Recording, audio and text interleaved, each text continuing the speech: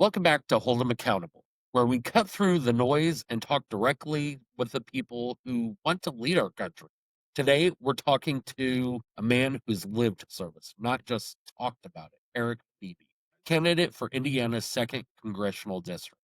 Eric is a lifelong Hoosier, a husband, and a father. He is also a Purdue educated engineer and U.S. Army combat veteran who served as an infantryman from 2009 to 2013, deploying in both Iraq and Afghanistan. For his direct engagement with enemy forces, he was awarded the Combat Infantryman Badge, along with multiple other commendations for merit and conduct. After coming home, Eric didn't stop serving. When he stepped into the political arena, it wasn't to chase clout, it was to demand something simple, something fundamental, a fair and open primary. But when party insiders tried to block that democratic promise, Eric didn't back down. Instead, he founded the Civic Legion, a project dedicated to renewing the American Republic through civic humanism, political thought, and honest dialogue. Today, we're going to dive deep into what that renewal looks like, how faith, philosophy, and public service come together in the modern age, and what that means to rebuild trust between citizens and their government. So let's get right into it. Welcome to the show, Eric. Hey, thanks for having me. Not a problem. It's always a pleasure. So why don't you tell us about yourself a little bit? Okay, so the introduction was pretty good. I grew up in LaPorte County. I was born in 1987 here in LaPorte County. My dad's a tire salesman, and my mom was before she retired, she worked in lower management in factories here in the area. Right. Um, I went to elementary school here at Rolling Prairie Elementary. Then went to New Prairie. Graduated college. After that, I did about 2 semesters at IUSB for physics. Uh, Stopped going to school to enlist essentially, and then did my enlistment. Um, but prior to so after basic training, I married my wife, which was a huge portion of why I'm doing all this. Um, she was there for me when I deployed to Iraq and Afghanistan. My firstborn son, Eric, he was born when I was in Afghanistan. And then, I got back in 2013. I My enlistment ended in December of 2013. I immediately started going to classes at Purdue, and working full time as well. Um, Trying to raise a kid and provide for a family. Finished out my schooling, started working as an engineer in industry, um, and the corporate lifestyle is not really the life that I want to live. Right. Um, So I have more interest in serving my neighbor than I do a boardroom now at this point in my life. So yeah, that's me. What prompted you to run for Congress in Indiana's 2nd District, and what unique perspective do you bring to this race? So it was a lot of things really that led up to it. There's no one thing that made me decide I want to run for Congress. Um, a big one where I knew I needed to get involved and stay involved is seeing. This was April, so um, Pete Hegseth on the White House lawn berating the media in front of his children on Easter Sunday. It was like just ridiculous. That is not the way an officer should behave. Um, I feel like there's some severe civic virtue missing from the people in DC. If elected, what will your top 3 legislative priorities be, and which one do you plan to push hardest in your first 100 days? Um, so there's a lot of things. There's a lot of stuff looking Hoosiers in the face right now. Um, and there's a lot of things that we would wish that we could have. I would love to see Indiana's manufacturing and our engineering backgrounds kind of combine to push for sustainable energy to allow for um, more national security. Specifically, I'm looking at fusion reactions. Right, I think fusion reactors are nearly to the point where we need to get engineers involved and funding to do research, because we can easily wipe out some of the foreign dependency there. But that's not the reality, right? The reality is we have authoritarians in the White House, and we have their cronies in Congress, not allowing even these programs to be discussed. But so there's baseline things we need to hit, right? Healthcare equality. Um, we have to ensure that we do not allow families to go bankrupt because someone got sick, right? Um, there's no participation in this republic if nobody can uh, show up because they can't pay the bills, right? Um, so we need to look into corporate dignity, or economic dignity. We need to democratize workplaces, um, because it's, to me, it seems like those that do the most are receiving the least. And I feel like that's a big skew, in a bad direction. And then just in general, just civic renewal, we need to protect voting access, rebuild our civic education, um, and restoring accountability, essentially. In my first 100 days, I'd like to fight for universal healthcare access. I think that is something that is low hanging fruit. Generally, Americans want this, Hoosiers want this. I think it's something that we should go after. The second district includes cities like South Bend, Elkhart, and rural counties. How would you address the differing needs of urban, suburban, and rural communities within your district? Yeah, so the foundation is like the same, right? Equity and access. Um, South Bend needs housing and infrastructure, different than Elkhart needing small business reform, right? Um, each of these areas are going to need something different, and it's up to those communities to describe what they are. It is the federal government's job to ensure that there's a minimum standard met, right? So what works for South Bend won't necessarily work for Elkhart.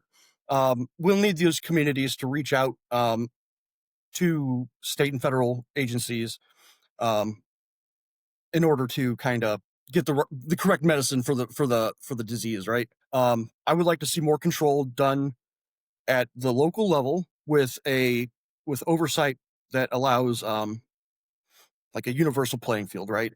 Um, Depending on what it is, whatever the county or city may need. Representative Rudy Yakum currently holds the seat. What would you do differently if elected, and how will you measure success in your term? Sure. So I don't want to measure success by winning for a party or winning for some donors.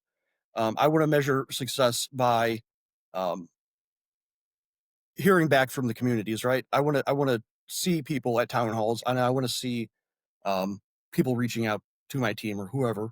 Um, that's how I'm going to measure success, by the interaction. Inflation, cost of living, and wage stagnation are front of mind for many voters. What specific economic policies would you support to help working families in the second district? So I think we need to raise wages by allowing collective bargaining, especially in the state of Indiana. It's very hard to find a union shop. I have no experience working in a union shop anywhere in the state of Indiana. They exist. We need to invest in local manufacturing, and we need to do what we can to kind of tax the wealth that is being created here but hidden elsewhere, like overseas, offshore.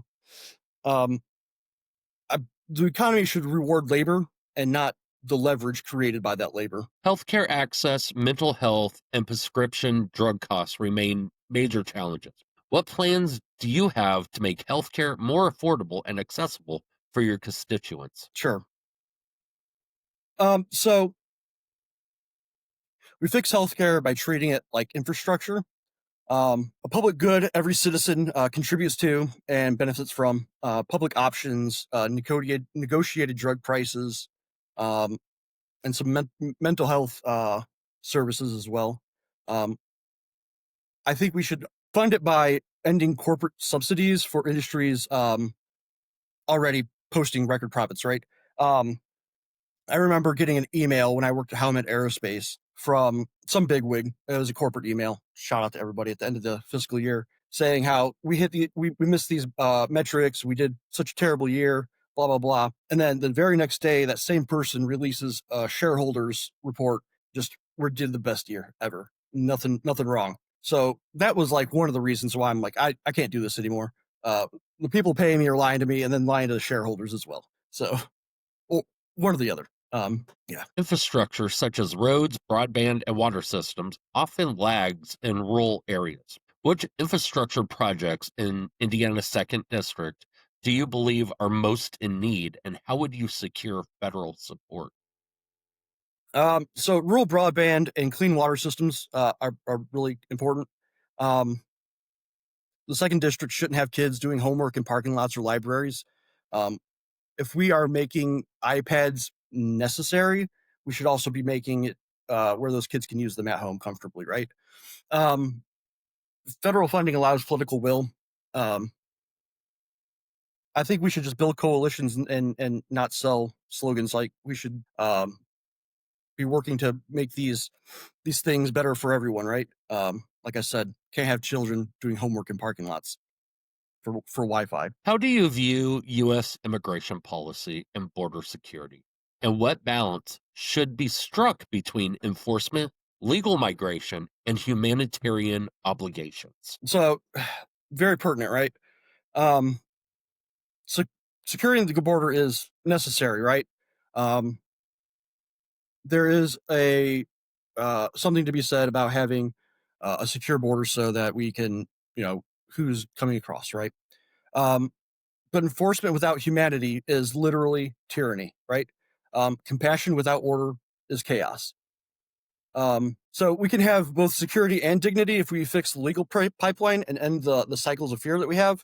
Um, I think that we do need to redefine what we um, qualify as an illegal alien, right? I think that we throw that term around a little too loosely, even when we have laws on the books that define those pretty well right now. We still have parties that will look past those definitions and just lump it all back into illegal immigration. So we need to redefine what illegal is.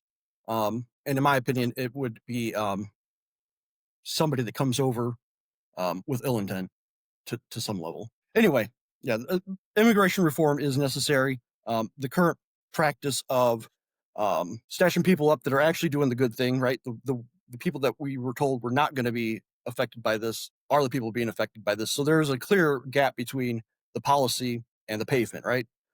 So we need to fix those things. What is your position on reproductive rights and abortion access, especially given how divisive this issue is in many Indiana communities? Um, so my position on reproductive rights and abortion specifically is I trust women. I trust families, and I trust that they'll make the right decisions for their families. The government's role should be to ensure that we have a proper standard of care and proper access to that care, not to impose control or morality on it. This is personally important to me. My wife and I lost twins in 20, geez, it was so long ago. 2014. My wife had to, she was pregnant. Had a miscarriage. She had a miscarriage. And she had to have emergency surgery, right? And there was major bleeding. She had to have a lot of blood transfused. Um, and I know for certain that if the same procedures that she needed then were to be needed now, she would have died, without a doubt. Um, there's no doctor that would have been comfortable doing the procedure, even if it was with dead babies, right? Um, so I trust women. I trust doctors. Accountability often comes up in politics. How will you ensure to remain accountable to your constituents? For Sure. example, So regular town halls, transparency, refusing special interest money. yeah, I think you just named them all really. I touched on this a little bit, but I want to do town halls. I did have a Hoosier huddle. Nobody really showed up to that previously. It was at the beginning of my campaign. Um, but yeah, that's something I'm very interested in because this government runs on consent, right? The consent of the governed. So if you can't show up to a town hall to talk to the governed, um, you're not doing your job. Anyway, town halls pretty frequently. I'm not going to take PAC money at all. I think we are in a position where we're putting people in that building the Capitol who are looking at their $177 salary as a pay cut, and we need to get people in there that see $177,000 salary as a pay increase, right? That is way above the median income of Indiana. So yeah, there's a huge disparity between the people we have running the show and the people performing it. Anyway, uh, publicly posted votes. Whenever I make a vote, I'm gonna post it up that I voted this way for this reason. And if I ever break faith with a principle, I will tell you before the vote. I'm not going to tell you after the vote. I would have a list, a laundry list of reasons why I'm changing my mind. Right, changing my mind. Systems change rapidly, and information changes rapidly, so things can change. But I feel like I typically stick to my principles. I believe in principle compromise rather than compromising my principles. So, yeah, I'll let everybody know what's going on, when, and what my thoughts are through press releases, town halls, whatever we need to do. In today's polarized climate, how will you promote civil dialogue and collaboration across party lines? And when will you refuse to compromise on your principles? So I'll work with anybody in good faith. If we're all coming to the table in good faith, I think that we could have a better opportunity to come to compromise, because we're all focused on the goal. If we come in bad faith, we have an agenda, then we have an issue, right? Because our republic demands collaboration, it's a requirement that we have some level of compromise. I will never compromise on equity, liberty, or the dignity of a person's voice. All right, so those are some things. Yeah, but I try to treat people as individuals. In general, the Republican Party, yeah, not great people right now, but not every Hoosier is a Republican Party member or politician. So we got things to do, and I don't have time to worry about that stuff. What do you see as the biggest challenge facing the second district, and how do you propose to solve it? I feel like this is just changing so frequently right now with the news and whatnot. But in general, I think a big issue is disillusionment. People don't believe in this system anymore. Everything else, we can start right there, right? If we build trust in the system, we can start to do these things policy wise to provide for people a little better. So yeah, my answer is we need to rebuild trust from the bottom up. Like I said, through those town halls, through those conversations. How will you engage with voters who feel disillusioned or believe politics doesn't serve them? What outreach strategies will you use in often overlooked areas? I mean, you've mentioned town halls, but how do you get to the smaller communities? Yeah, so I live in those smaller communities, right? I live in northern LaPorte County, which there's no city. um, but New Carlisle has hometown days. A lot of these small cities have these celebrations in the spring and summer and fall. I would love to see more engagement in those environments from a civic level, right? We have parties there trying to get us to donate and to participate with their parties, but I don't feel like we're having anybody discuss the fallacies that are happening in front of us because of these parties, right? So I feel like I'm gonna have to go to these smaller events to get to meet these disillusioned people, because I feel like they're probably pulling away from these town halls or these other avenues of engagement. So I mean, I would love to, even if it's a dining room table conversation, somebody invites me to their home, I'll do that too. Democracy begins when we start talking, right? So I'm just anywhere I can get a conversation, that's where I want to be. Finally, what one promise or standard will you refuse to compromise on if you become the representative of the second district? I think that integrity is something that is missing from a lot of politicians right now. Doing the right thing even when nobody's looking, right? So I promise that I will maintain integrity the entire time. The Army values, like I remember, I'm a dumb grunt, right? So in my brain, I just keep going back to the Army values, which is an acronym of leadership: loyalty, duty, respect, selfless service, honor, integrity, and personal courage. Like those are all values I feel are necessary for good leadership. It's in the name, right? But I wholeheartedly believe it. Maybe I was brainwashed in basic training, but it's worked so far. Now comes to the point where I will ask you a rapid series of yes/no questions. No explanation. Are you ready? Let's give it a shot. Will you commit to holding at least 4 in-person town halls per year in the district? Well, in my notes here, I was going to mention quarterly, so yeah, that makes sense to me. Do you believe the 2020 presidential election was free and fair? I believe in the context of American elections, it was free and fair. Should members of Congress be banned from trading individual stocks? Yes. Yes. Do you support an independent commission for redistricting in Indiana? Yes. Should assault-style weapons be restricted or banned? No. Do you support raising the federal minimum wage to $15 an hour? Yes. Do you believe climate change is real and largely driven by human activity? Yes.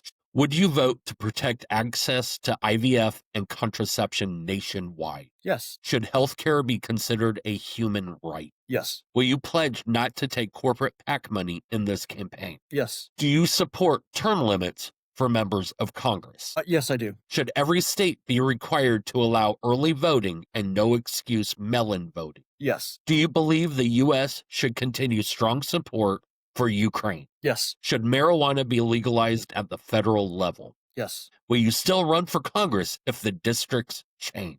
Yes. If you lose this election, will you accept the results without contest? Yes. Lastly, where can the viewers find you? So my TikTok is Eric for Indiana 2. So it's Eric, the number 4, IN, and then number 2. That's my TikTok. My Facebook, Eric Beebe for 2nd District, I think. The name might change. And then my website is BB4 Indiana, the word 4. So bb4indiana.com. Yeah. So that's where you can find me. Eric Beebe's story reminds us that service doesn't end when the uniform comes off. Sometimes it just changes shape, whether it's the battlefield or the ballot box. The fight for fair and accountable government is one and the same. What stood out most in this conversation is Eric's commitment to something rare in politics these days: principle. The belief that democracy only works when it belongs to the people, not the insiders, not the corporations, not the ones writing the rules behind closed doors. Agree or disagree with his approach, can't deny the sincerity of a man who's willing to serve when it would be easier to sit back and stay quiet. That's what civic courage looks like, and frankly, we could use more of it. This has been Hold 'em Accountable. If you liked today's episode, make sure to hit that subscribe button on YouTube and follow us on Spotify. The links are in the description. You've got more conversations coming your way with candidates, activists, and everyday Americans who aren't afraid to call it like it is. Because if we're going to take this country back, it starts right here with real talk, real people, and a whole lot of accountability. Till next time, I'm Derrick Holder reminding you, don't just watch politics, hold them accountable.